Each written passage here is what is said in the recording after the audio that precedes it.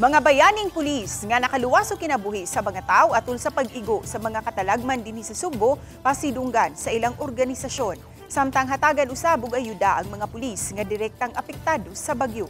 Ani ang report ni Alan Domingo.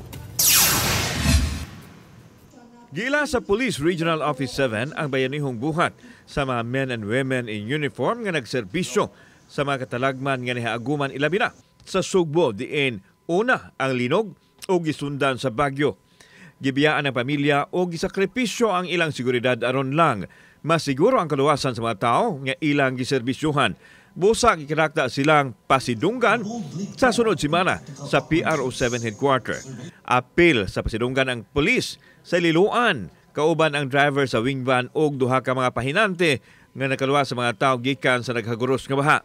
Suma ni Police Brigadier General Rodrigo Maranan nga adunay mga pulis ang direktang napiktuhan sa bagyo kan sa mga kabtangan ang nangaguba.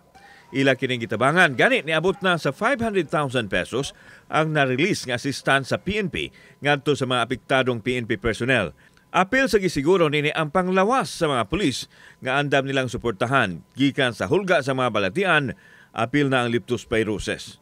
They are the true hero, no? At sila yung nakikita natin sa mga videos, reels, Facebook posts na talagang na-appreciate ng ating mga kababayan yung ginawa ng ating kapulisan.